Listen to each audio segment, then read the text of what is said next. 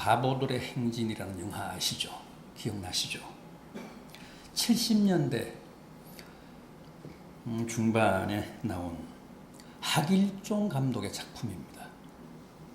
원래는 신문에 연재됐던 최인호 씨의 소설을 각색해서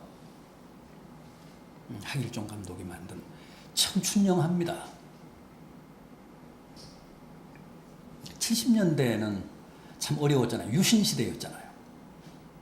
그 암울한 시대의 젊은이들, 특히 대학생들의 좌절감과 패배감을 아주 감성적으로, 감각적으로 풍자한 데다가 당시 최고의 전성기를 누렸던 송창식의 고래사냥을 OST로 채용을 해서 더 많은 인기를 끌었던 것 같습니다.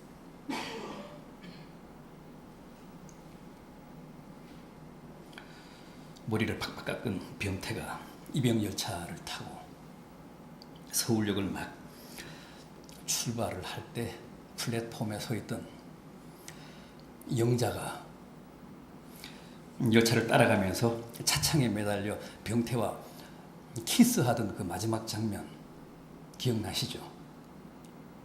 저도 그때가 대학교 2학년, 3학년 때여서 그 마지막 장면이 아직도 그렇게 생생할 수가 없습니다.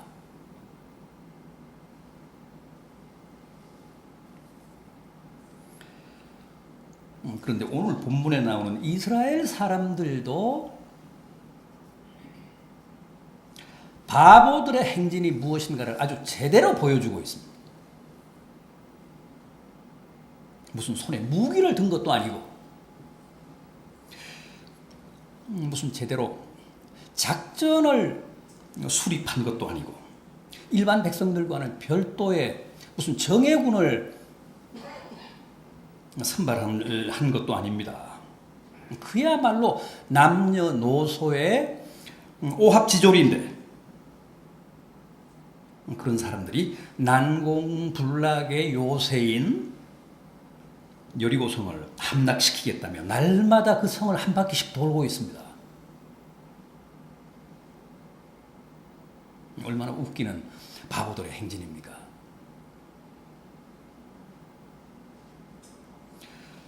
병태 친구 영철이가 툭 하면, 그러니까 술만 마시면 예쁜 고래를 잡겠다며 동해로 3등 완행열차를 타고 떠나잖아요. 그 꼴입니다.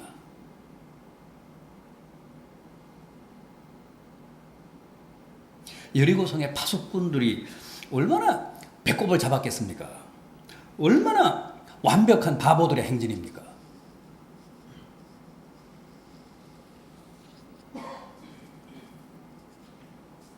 애국을 떠난 지 40년 온갖 고난을 다 겪으며 천신만고 끝에 요단강을 건너서 가나안 땅에 첫 발을 내디뎠는데 젖과 꿀이 흐른다던 그 가나안 땅은 결코 그들에게 무의도식을 허락하지 않았습니다. 그들 앞에는 또 다른 엄청난 도전과 장애와 시련이 기다리고 있었습니다. 우선 잔뜩 기대에 부풀어 있는 그들에게 앞을 가로막고 떡 나선 게 바로 거대한 철옹성 여리고였습니다.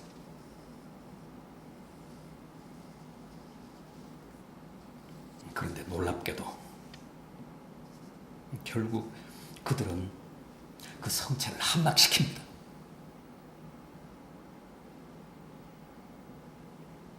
우스꽝스러웠던 그 바보들의 행진이 마침내 천연 요새인 여리고를 무너뜨리고 기어이 거기에 여호와의 깃발을 꽂았습니다.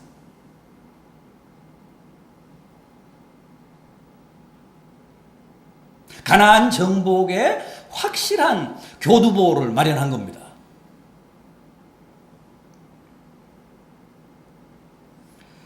여러분, 지금 우리 앞에도 태산 같은 성체들이 버티고 서서 우리를 위협하고 있습니다. 그 옛날 이스라엘 백성들의 진로를 가로막았던 여리고성처럼 크고 작은 장애들이 지금 우리의 진로를 방해하며 여러 가지로 우리를 힘들게 하고 있습니다.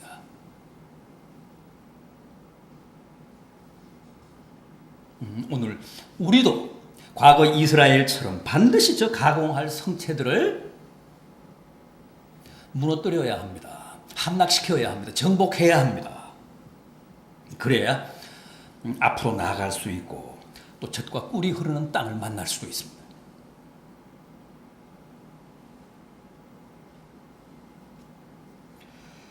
자, 그렇다면 옛날 이스라엘은 어떻게 그 여리고성을 함락시킬 수 있었는지, 어떻게 해서 그토록 완벽하게 여리고를 정복할 수 있었는지 한번 본문을 통해 확인해 보도록 하겠습니다. 우선 말씀에 절대 복종했습니다. 제가 소개해드린 오늘 본문 3절을 보십시오. 너희 모든 군사는 그 성을 둘러 성 주위를 매일 한 번씩 돌되 엿새 동안을 그리하라. 4절 하반절입니다. 일곱째 날에는 그 성을 7번 돌며 그 제사장들은 나팔을 불 것이며.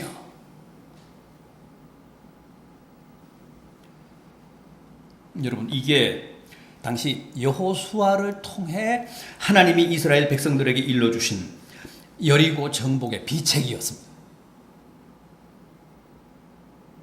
말이 됩니까? 얼마나 황당합니까? 무슨 비장의 무기를 준비하라거나 아니면 상대의 허를 찌르는 기발한 작전을 일러주신 게 아니라 백성들이 매일 한 바퀴씩 성을 돌라는 겁니다. 그리고 마지막 1회째는 한 바퀴가 아니라 7바퀴를 돌라고 하셨습니다.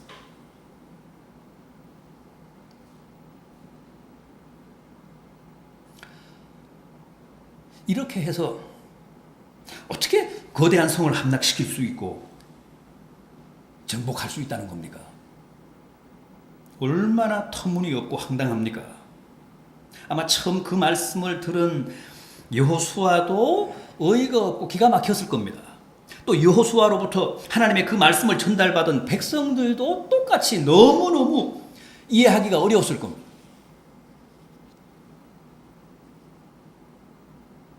그건 데모하는 거잖아요. 그건 평화적으로 시위하는 거지 전쟁하는 거 아니지 않습니까? 그렇게 해서 어떻게 그 거대한 요새를 정복합니까? 그런데도 놀라운 것은 누구 하나도 그 하나님의 명령에 이의를 제기하거나 반발하지 않았다는 것. 내심으로는 놀라고 이해가 되지 않고 상식적으로는 잘 용납이 안 됐지만 그래도 다 그 하나님의 말씀에 복종했다는 거예요. 그래서 날마다 그 성을 한 바퀴씩 도는 바보들의 행진에서 아무도 이탈하거나 낙오하지 않았다는 거죠. 다 그 대오에 참여해서 함께 돌았습니다. 다 그 말씀에 복종했습니다. 여러분, 이게 중요합니다. 말씀에 대한 이런 절대적인 복종과 순종이 지금 내 앞에, 우리 앞에 놓인 저 거대한 성체를 정복할 수 있는 결정적인 비결이라는 거예요. 그게 아무리 이해가 안 되고 엉뚱한 것 같고 현실성이 전혀 없는 것 같아도 하나님의 말씀이기 때문에 무조건 복종하는 겁니다. 그게 믿음입니다. 그런데 우리는 그게 잘 안 됩니다. 우리가 늘 하는 소리가 뭡니까? 말씀대로, 하나님의 명령대로 살면 하루도 못 산다는 거 아닙니까? 우리가 늘 그 말을 우리 입에 달고 살잖아요.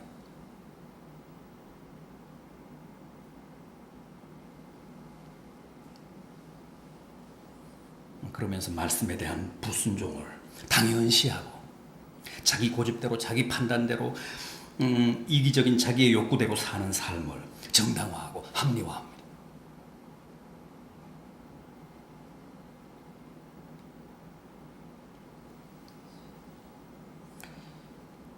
그래서 우리는 항상 말씀 따라오고 우리 삶 따라옵니다. 하나님의 명령과 우리의 처신이 완벽하게 따로 놉니다. 따로 작동합니다.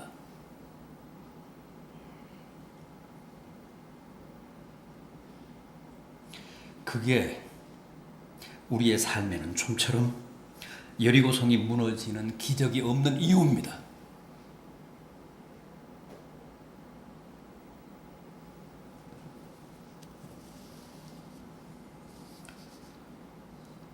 그게 오늘 우리들의 문제고 심각한 우리들의 한계입니다. 말씀에 복종합시다.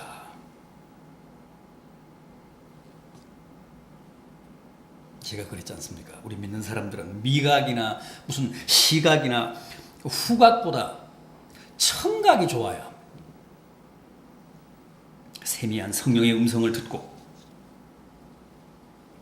그 말씀에 순종하기 위해서 우리에게는 꼭 좋은 청각이 필요합니다. 저처럼 눈은 작고 귀는 커야 합니다.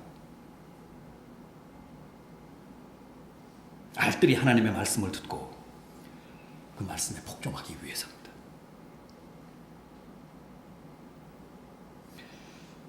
그런데 하나님이 여기서 왜 이스라엘 백성들에게 이래 동안 그렇게 여리고성을 돌라고 하셨을까요? 또 왜 일회째 되는 날에는 한 바퀴가 아니라 7바퀴를 돌라고 하셨을까요?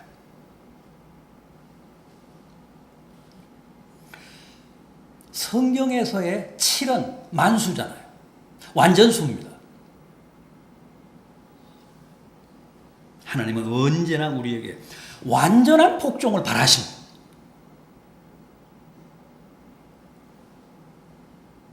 우리가 끝까지 복종하기를 원하십니다.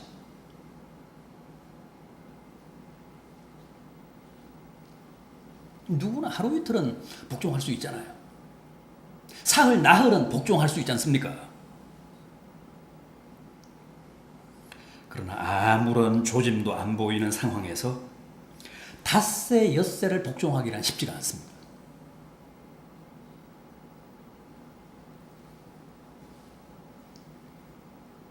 더구나 1회째 되는 날 7바퀴를 다 돌기까지 순종하기란 정말 힘든 일입니다. 그건 아무나 할 수 있는 일이 아닙니다. 그런데 기적은 반드시 그 마지막 날 마지막 바퀴까지 다 돌 때 비로소 나타납니다. 일어납니다. 주님은 끝까지 우리의 복종의 행진을 지켜보신 후에 비로소 승리를 안겨주십니다. 생각해 보십시오. 당시 이스라엘이 만약 마지막 날 5바퀴까지만 돌았다면 어떻게 됐을까요? 여리고성이 무너졌을까요?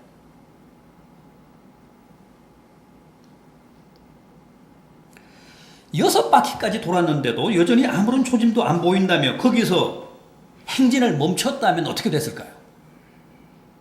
여리고성이 무너졌을까요?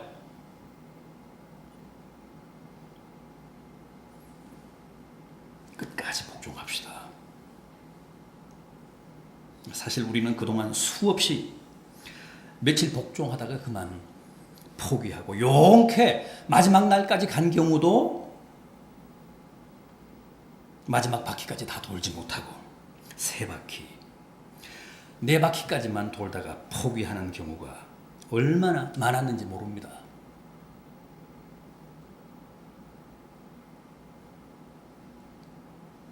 올해는 복종의 행진을 결코 멈추지 맙시다. 끝까지 갑시다. 여리고성은 1회째 6바퀴 반을 돌 때까지도 아직 멀쩡했었다는 사실을 꼭 기억하시기 바랍니다.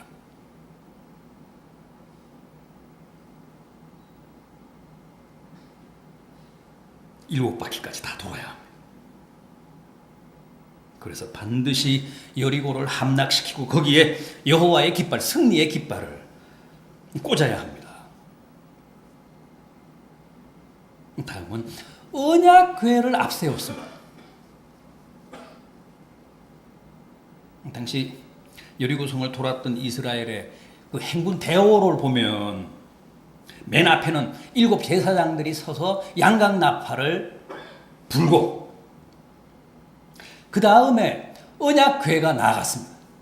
그리고 그 언약궤 뒤에 백성들이 열을 지어 따라갔습니다. 이스라엘은 대오가 언제나 그랬습니다. 요단강을 건널 때도 마찬가지입니다. 언약궤가 강에 먼저 들어서고 백성들이 도강을 했습니다. 어떤 경우에도 하나님을 앞서지 말라는 뜻입니다. 하나님을 추월하지 말라는 뜻입니다. 주님의 뒤를 따라가라는 말입니다.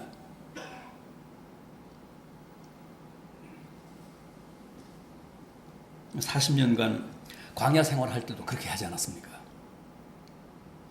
하나님의 임재를 상징하는 불기둥, 구름기둥이 항상 앞서가고 백성들이 그 뒤를 따랐습니다. 길도 없고 방향도 알 수 없는 광야에서 무슨 별자리 보고 나침반 보고 가나안까지 찾아간 게 아니고 항상 백성들 앞에서 밤에는 불기둥이, 낮에는 구름기둥이 백성들을 가이드했습니다.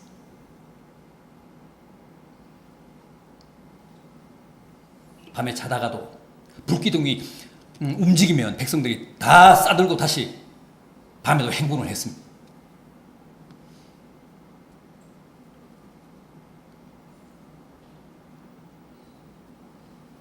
그렇게 하지 않으면 절대 완주하지 못하고 길을 잃을 수밖에 없고 필연적으로 낙오하거나 도태될 수밖에 없다는 겁니다. 여러분, 우리 기독교는 민주주의가 아닙니다. 우리 다 민주주의 좋아하는데 민주주의라는 건 뭡니까? 그건 대표적인 인본주의 아닙니까? 국민이, 백성이 주인이라는 뜻 아닙니까? 우리는 아닙니다. 주님이 주인이십니다. 예수님이 주인이십니다. 그래서 주님입니다. 하나님이 주인이십니다. 우리는 인본주의가 아닙니다. 신본주의입니다. 하나님 제일주의입니다. 그걸 모노야훼이즘이라고 합니다. 하나님 제일주의, 하나님 우선주의, 하나님 절대주의, 신본주의.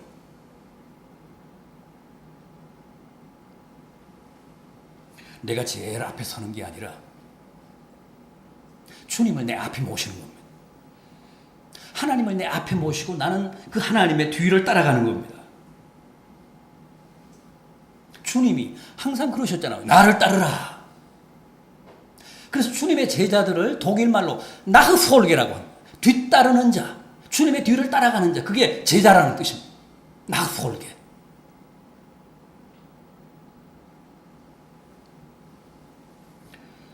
그럼에도 우리는 내 삶에서, 내 인생 여정에서, 이 광야 행군에서 자꾸만 주님을 배제하고 주님을 소외시키려고 합니다. 하나님을 제치고 내가 앞장서려고 합니다.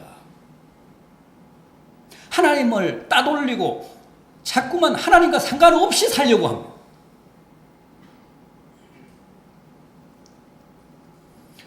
여러분, 우리는 다 양입니다. 소가 아닙니다. 말이 아닙니다. 무슨 당나귀가 아닙니다. 소나 말은 제 주인 앞에 가지만 우리는 양이기 때문에 항상 목자 뒤에 따라가요. 양은 항상 목자 뒤에서 목자를 따라가잖아요. 양에게는 이 방향 감각이 없습니다. 늘 가든 자기 우리도 못 찾아갑니다. 늘 가든 목초지도 못 찾아갑니다.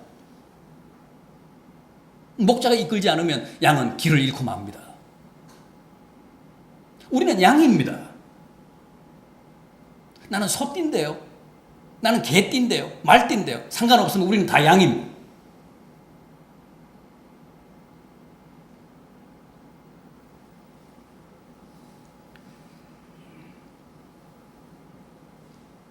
이스라엘이 여리고를 돌 때도 그랬습니다. 7 제사장들이 맨 앞에 서서 나팔을 불며 이제 왕이 나가신다! 그러면서 양각 나팔을 불고 그 뒤에 여호와께서 임재하신 언약궤가 앞장서고 그 다음에 백성들이 줄줄이 그 언약궤 뒤를 따르며 여리고 성을 돌았습니다. 언제나 그들은 그런 대형을 유지했습니다. 그런 대오를 유지했습니다. 그래서 결국은 그 태산 같은 성체를 함락시키고 정복하는 데 성공했습니다. 여러분, 주님이 우리의 영원한 목자시고 완전하고도 완벽한 길라잡이입니다. 가이드십니다.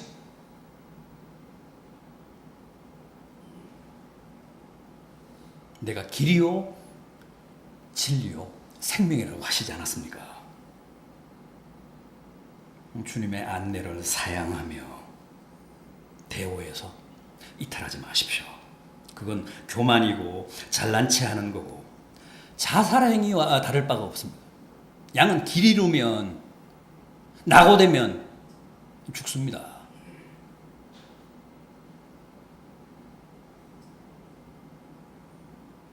진심으로 지금 우리 앞에 놓인 여러분 개인과 여러분 가정 앞에 놓인 저 성체를 허물고 젖과 꿀이 흐르는 푸른 초장으로 나아가시기를 바라신다면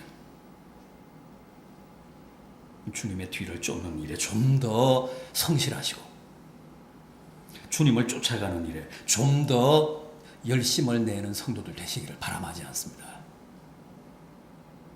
또 있습니다. 뭐라고 했습니까? 함성을 내질렀다고 합니다. 5절을 보십시오.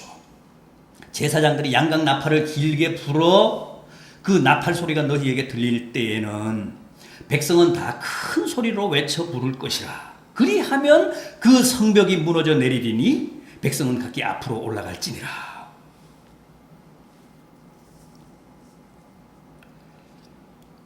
하나님이 여기서 왜 백성들에게 함성을 지르라고 하셨습니까?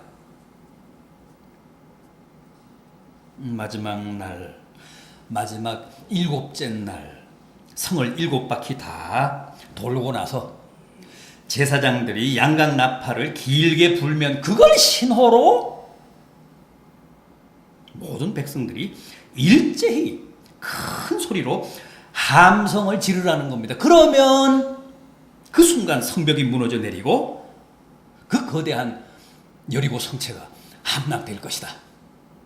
무슨 뜻입니까? 막판에 왜 소리를 지르라고 하십니까? 온 백성이 하나가 되어 믿음의 길을 집중하라는 뜻입니다. 운동하는 사람들, 태권도 선수들 격파할 때 그 한순간에 기합 넣잖아요. 원리가 꼭 같습니다. 기합을 넣으라는 거예요. 그러면 다 격파가 되잖아요.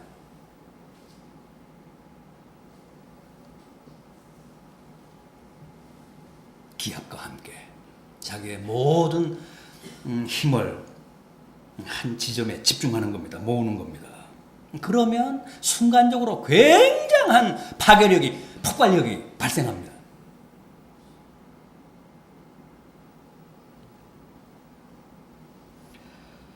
모든 백성이 큰 함성과 함께 믿음의 기운을 한 지점에 집중하면 정말 태산도 날려버릴 수 있습니다.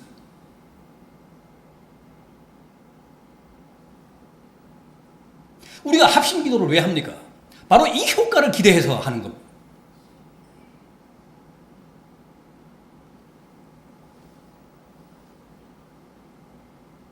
주님이 말씀하신 대로 비록 두세 사람일지라도 합심해서 기도하면 무엇이든지 메고 풀 수 있다. 주님 그렇게 말씀하셨잖아요.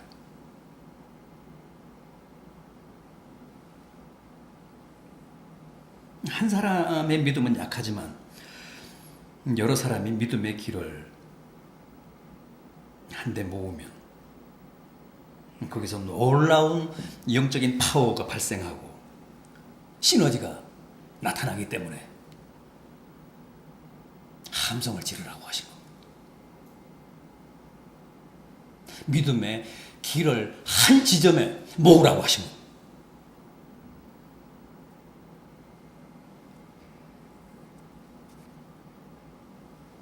안 믿는 사람들은 정신적으로 그런 일을 하지만 우리는 믿음의 힘으로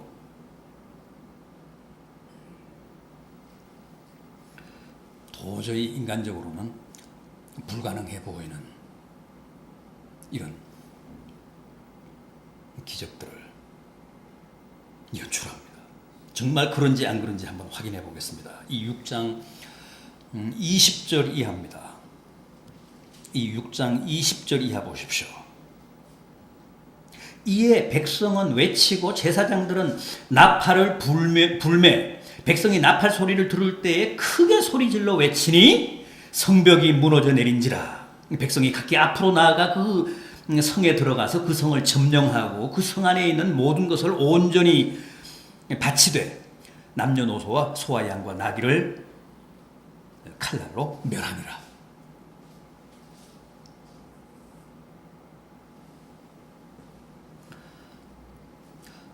볼록렌즈로 햇볕을 이렇게 모아서 초점을 만들면 어떻게 됩니까?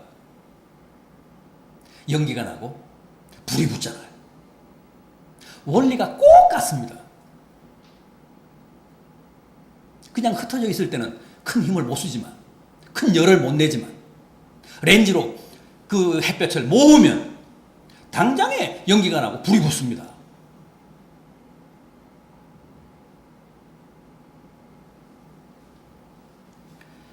아무리 여리고성이 요새와 같은 철옹성이라고 해도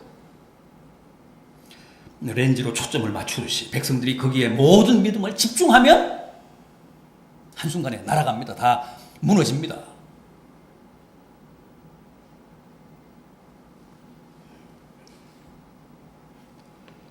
오늘 우리도 그렇습니다. 우리 앞에 놓인 태산들, 우리 앞을 가로막고 있는 저 크고 작은 성체들 어떻게 해야 합니까? 함께 함성을 지르며 믿음만 하나로 모을 수 있다면 우리가 이길 수 있습니다. 기적같이 우리가 승리할 수 있습니다. 여리고성을 허물고 정복하고 거기에 승리의 깃발을 꽂을 수 있습니다.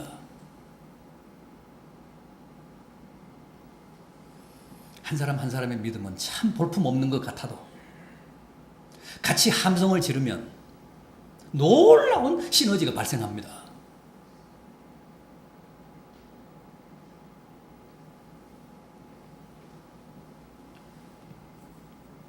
이스라엘을 보십시오. 정말 칼 한 자루, 창 한 자루 가지지 않고도 그 난공불락의 여리고성을 완벽하게 함락시키고 가나안 정복의 탄탄한 베이스 캠프를 구축하잖아요.